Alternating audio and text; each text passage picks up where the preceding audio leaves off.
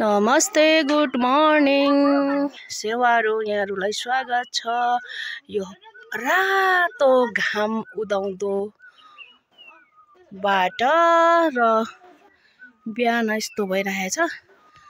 अनि चाहिँ यहाँ यता चाहिँ पूर्व हो, घाम झुल्किरहेछ। सो यो चाहिँ किम्बुको बोट यति धेरै छ। अनि त्यसपछि एक्सप्लोर माई बर्थ र कागती फुलिरहेछ बिहानको योबाट। यसलाई चाहिँ कचेट भन्छ है हाम्रोतिर चाहिँ। यो दाउरा यो चाहिँ स्टोर गरेर राख्नुपर्छ नि त। अनि यसरी स्टोर गरेर राख्नुपर्छ। यहाँ उतापट्टि पनि छ।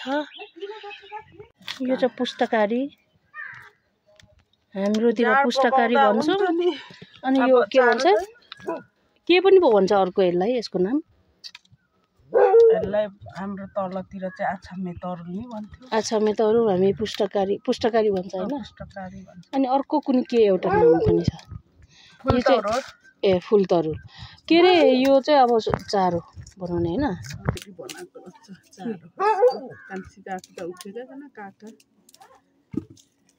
काका बिरामी भयो नि काकीलाई त्यहाँ साह्रो पर्छ। सबै काका बिरामी भयो भने बिरामी मान्छेले होइन, अलिअलि बिरामी भयो भने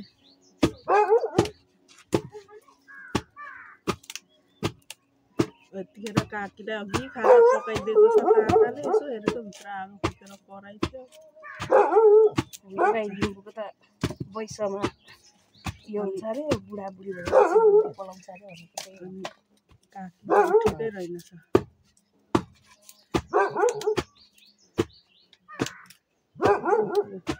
कतिको मसिनो बनाउनु पर्ने? मसिनो बनाउनु यो बाछाको खोले पकाएर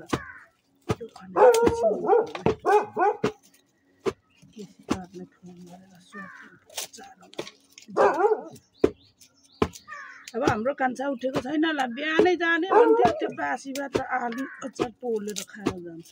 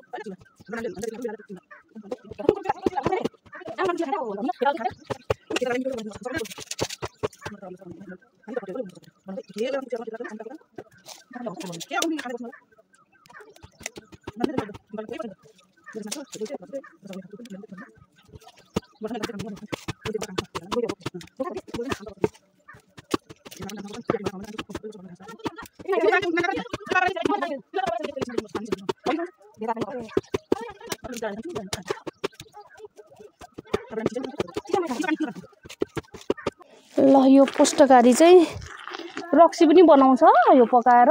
तर यहाँ चाहिँ सुँगुरको चारो पकाउनको लागि हामीले चाहिँ यो कुटेर तयार पार्दैछौँ यसरी। यो चाहिँ सुँगुरको चारो है। यस्तरी सुँगुरहरू 3टा रहेछ। अनि सुँगुरको टारो अब यो पकाउनुपर्छ।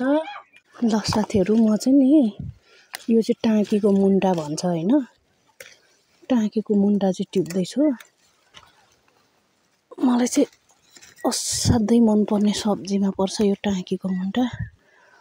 हिजोदेखि खानु मन लागेको। यहाँनिर हिजो मासु पकाइहाल्यो। अनि त्यसपछि आज चाहिँ म आफै आएर चाहिँ यहाँ टाँकीको मुन्टा टिप्दैछु साथीहरू।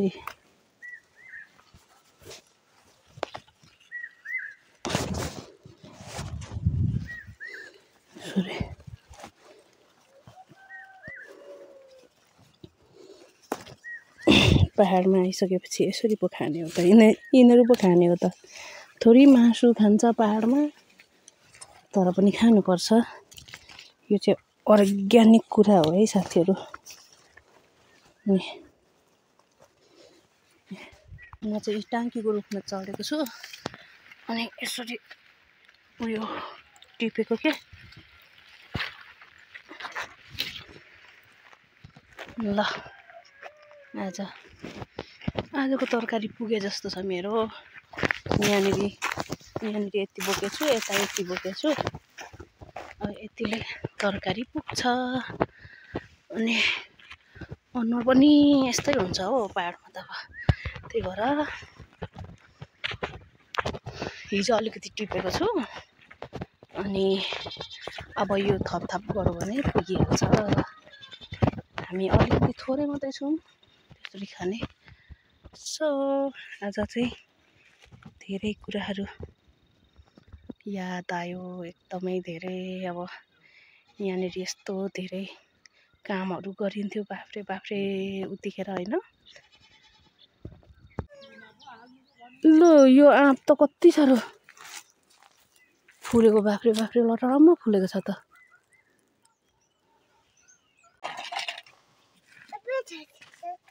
ल गाडी त अनि के पो भइजान्छ कान्छा, के पो भइजान्छ। आम्मै बाङ्गी गयो त नि। के भएर बाङ्गी गयो? ढुङ्गाले गर्दा एक्सिडेन्ट पो भयो कि क्या हो? आफै हिँड्दैछ त गाडी त। म चाहिँ अब यो टाँकीको मुन्टा चाहिँ तरकारी पकाउन आँटेको है। यहाँनिर चुला छ, कराई तातिँदैछ। यो चाहिँ आलु उसिन पोलेको, यो पोलेको अचार है। यो पोलेको अचार यस्तो हुन्छ। सानो कराईमा आलु पाक्दैछ। यहाँ टाँकीको मुन्टा पाकिसक्यो। दन्न चुलामा दन्काको खाना। कति पाले गर्ने यो रक्सी? यो चाहिँ गाउँघरको वाइन रक्सी पालेको है। दाउरा अलिक लाउनु पर्छ ल हौ।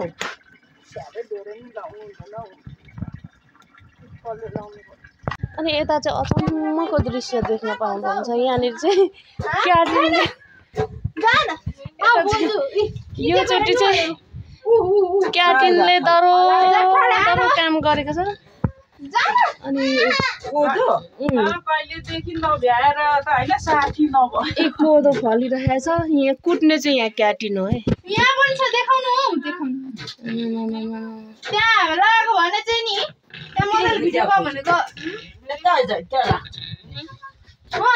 छुट्टीमा आएको घर यो चोटि त क्याटिनले त साह्रै पो काम गर्दैछ त। कान्छा पनि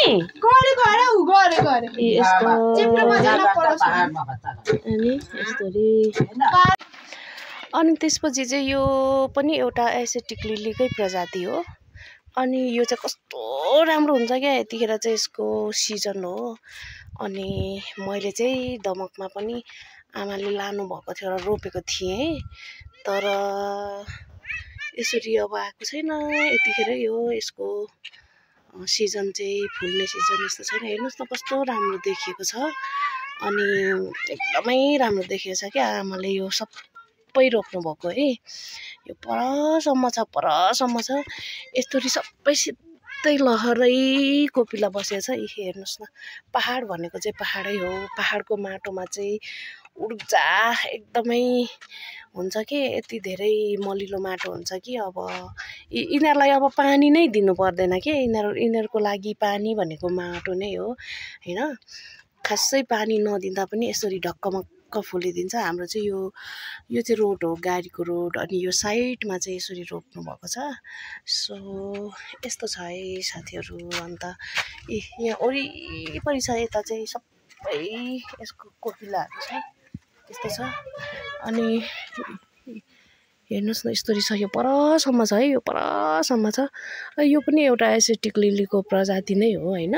यो पनि यसको पनि एकदमै फुल्ने फक्रिने समय यही बेला हो। सो यस्तो छ है हाम्रो चाहिँ। पर पनि मजाले फुलिरहेको छ। भुइँमा हो यो। यिनीहरूलाई खासै पानी पनि छैन, मल पनि छैन र पनि कति सप्रेको के। हेर्नुहोस् न यहाँ चाहिँ पक्कै तल हाम्रो तल दमकमा चाहिँ यस्तै मात्रै भइरहेछ क्या, यस्तै मात्रै भइरहेछ अनि यस्तो राम्रो छ।